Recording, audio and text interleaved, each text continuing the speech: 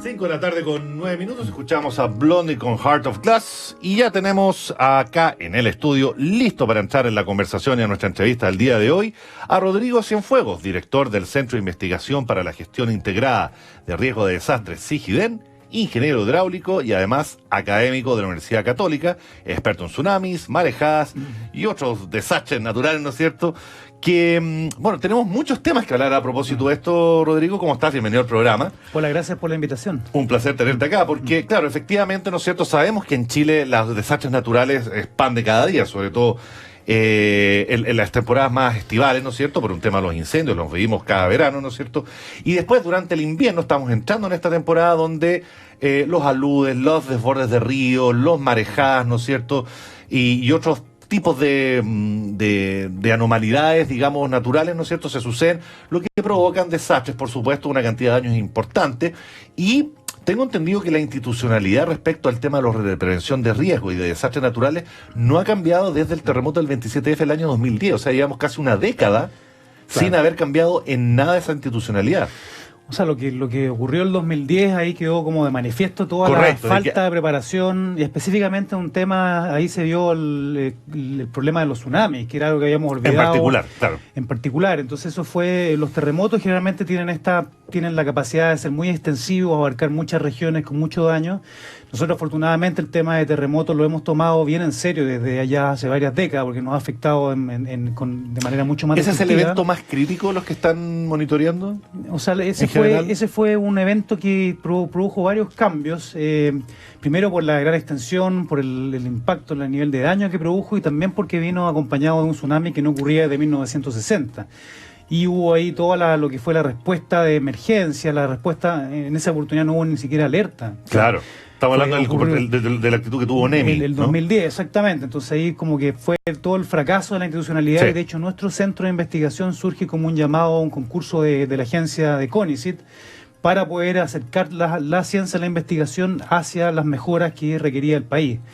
Entonces, pero claro, desde ahí también en esa oportunidad el gobierno del presidente Piñera, después de que asume, ingresa un proyecto de ley para modificar la ONEMI, que la ONEMI es una oficina. Por cierto, claro. Es una oficina que está pensada está originalmente pensada para entregar colchones y para atender solamente ayuda ex post en la emergencia y todo eso. Entonces se propone un proyecto de ley que ingresa al Parlamento y que está en discusión durante todo el gobierno de Piñera. Después la presidenta Bachelet ingresa una indicación sustitutiva donde modifica el proyecto original, y a pesar de que la presidenta Bachelet vivió muchos eventos de la naturaleza que tuvieron mucho impacto, como incendios, terremotos, tsunamis, aluviones, ese proyecto tampoco logró ver la luz en el gobierno de la presidenta Bachelet, y hoy día... En su segundo mandato, digamos. Segundo mandato. ¿Y por qué no pasó? Hay algunos... Yo creo que hay un tema de priorización de la agenda, que hoy día sabemos que el foco de las prioridades del país está en la seguridad, en la salud, en la educación, que esos son los temas que han estado siempre dando vuelta a la opinión pública, es donde la gente está preocupada, porque el tema de los desastres, la verdad que nos acordamos cuando ocurre. Cuando ocurren, exacto.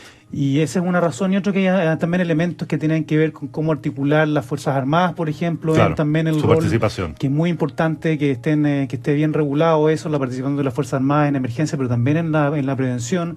Hay una serie de complejidades de articulación de ministerios sectoriales, etcétera. Entonces, en definitiva, hoy día tenemos la ley, todavía no hay una modificación de fondo de cómo funciona nuestra institucionalidad para atender las emergencias, pero sobre todo con una visión más prospectiva de prevención. Y ONEMI, la verdad que ha mejorado las mejoras que han habido, existen muchas mejoras a nivel de los servicios técnicos del CHOA, de ONEMI, etcétera. Se han realizado dentro del mismo marco legal. Claro.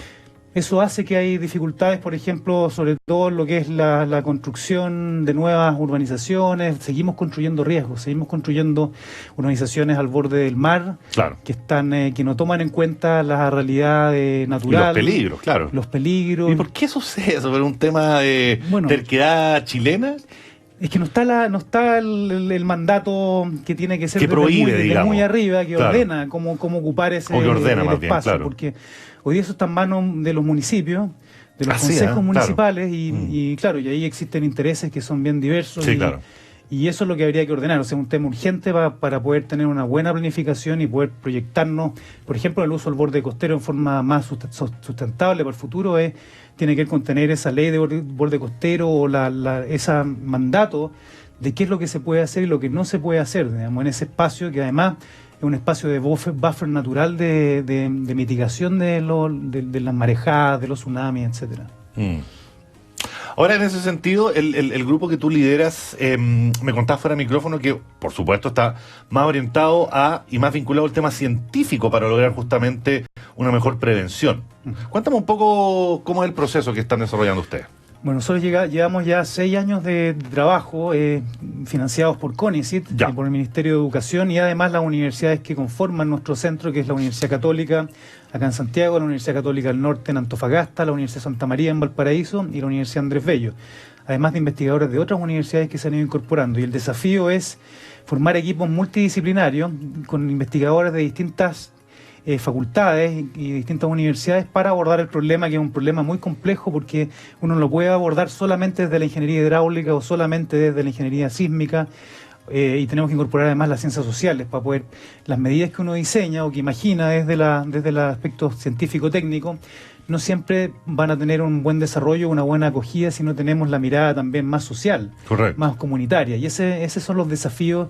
Yo soy ingeniero, entonces estamos articulando desde la ingeniería, es hacer una suerte de puente entre las ciencias de la tierra, que son los estudios más de lo que ocurre a nivel de inundaciones, de terremotos, con lo que son las ciencias sociales y poder pensar entonces estas formas más locales de poder abordar el problema y también hacernos cargo, porque aquí hay una responsabilidad individual que no hay que olvidar y aquí no todo es el Estado y no todos son los privados. O sea, la preparación y la articulación de programas de reducción de riesgo y de respuesta de emergencia tienen que partir desde los mismos municipios, de las mismas comunidades. Ya, de acuerdo. De hecho, en Pauta.cl estamos viendo algunas imágenes de una simulación de lo que son todos estos eventos naturales.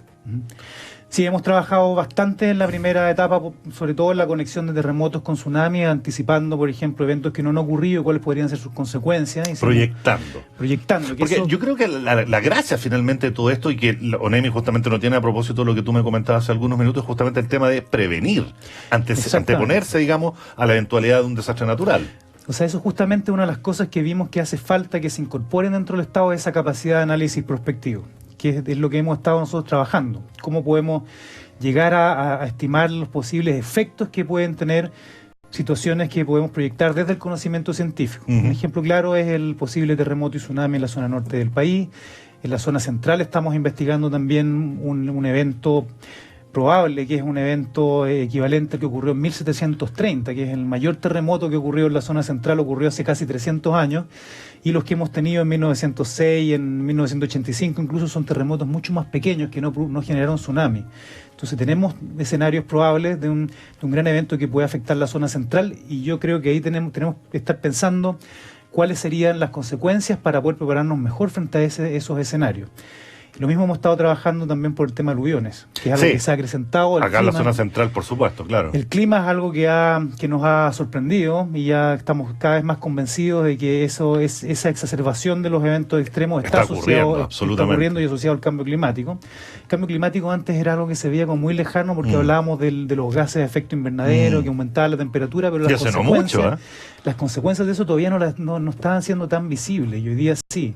Entonces hoy día sí es urgente poder tomar acciones en ese tema, y es por eso además que estamos hoy día participando y colaborando, y ojalá que salga todo muy, muy bien para la COP25, donde salgan de verdad nuevas medidas y propuestas para poder avanzar a nivel de países.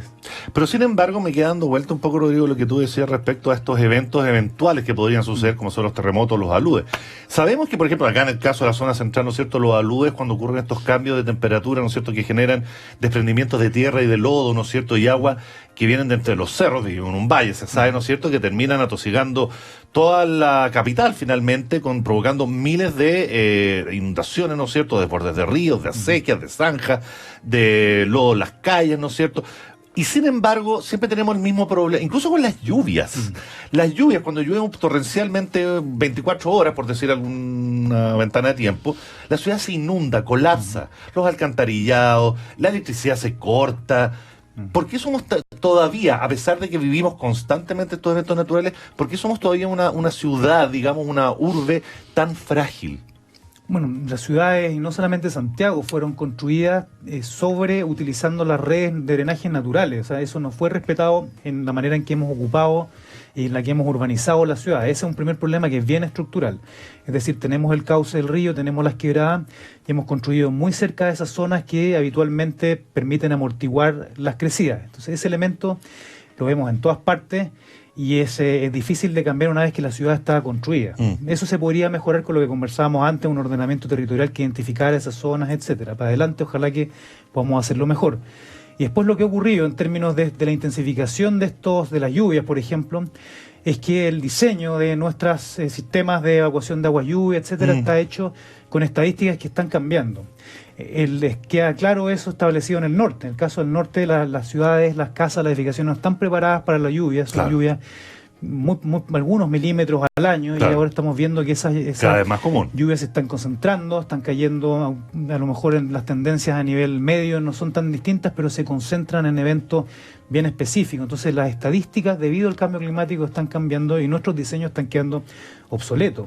Y ahí es donde hay una urgencia también de revisar la manera en que diseñamos, por ejemplo, los puentes. Estamos viendo que hay puentes que se socavan, que están teniendo problemas, las crecidas son más intensas, y eso es porque estábamos diseñando con parámetros que no consideraban estos cambios que hoy día estamos viendo. O sea, el tema es bastante grueso, es bastante grande, y requiere que nosotros como investigación de la academia podamos poner al día justamente la manera de considerar esos cambios, pero también rápidamente ponerlos a prueba en los diseños. ¿Cómo proyectas tú todo esto que estás, todo este trabajo que estás haciendo, entendiendo todo lo que hemos conversado, esta especie como de decide un poco política respecto a no modificar planes de contención para desastres naturales y todo lo que hemos hablado? ¿Cómo proyectas tú lo que puede venir de aquí a los próximos años? Yo no lo llamaría desidia. Yo lo que sí ocurre es que son distintas prioridades que están sobre la mesa y los recursos son limitados. Y finalmente este tema siempre va quedando como postergado. El mejor ejemplo es lo que hablábamos sobre la ley. Nosotros hemos tratado de hacer conciencia, incluso con antecedentes, con evidencia. Hubo una comisión presidencial que se formó hace un par de años, que la convocó la presidenta Bachelet, para entregar evidencia desde la ciencia que se requería como un plan de largo plazo para poder avanzar en este tema.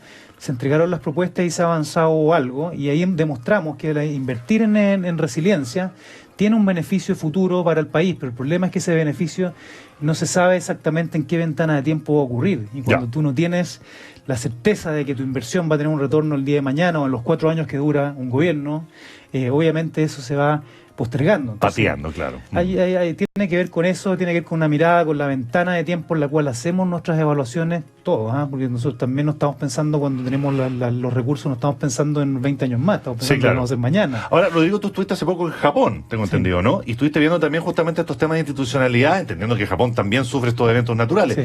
¿Cuál fue la enseñanza que te quedó ese viaje?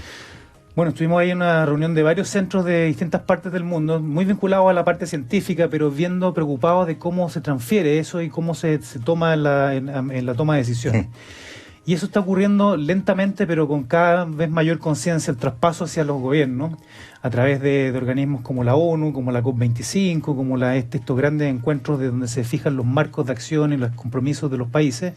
Esa es una manera que ha sido bastante receptiva. La ONU ha sido muy receptiva para estos avances científicos y finalmente muchos de los cambios se están desencadenando desde ahí, a nivel de países. Y los países toman estos acuerdos que después tienen que ir monitoreando y es una buena forma de ir trabajando, pero ha ocurrido en el fondo indirectamente desde ahí. Ha sido mucho más difícil desencadenarlos desde adentro. Pero creo que hay, al menos en los cuadros técnicos, a nivel de ministerio, a nivel de ONEMI, bastante conciencia del problema. Si el tema, pues, eso es lo importante, absolutamente. El tema es político después. Sí. Claro que sí. Rodrigo Cienfuegos, director del Centro de Investigación para la Gestión Integrada del Riesgo de Desastres, CIGIDEN, ingeniero hidráulico y acá en la Universidad Católica, que estuvo acá en La Invención del Futuro para hablar sobre la institucionalidad de los desastres naturales que azotan a nuestro país, la proyección que ellos tienen y los problemas que hemos tenido al respecto. Rodrigo, 1.000.000 de gracias por haber estado acá en La Invención del Futuro, un placer y a ver si nos vemos pronto nuevamente con Gracias mejores a ustedes. noticias. Sí, cuando quieran. Chao. Nosotros, por supuesto, ya comenzamos a cerrar esta edición de La Dimensión del Futuro. Son las 5 de la tarde con 23 minutos y los invito a que sigan en la sintonía de la 100.5. Ya viene a continuación Gabriel Ormaechea con una nueva edición de Voces de la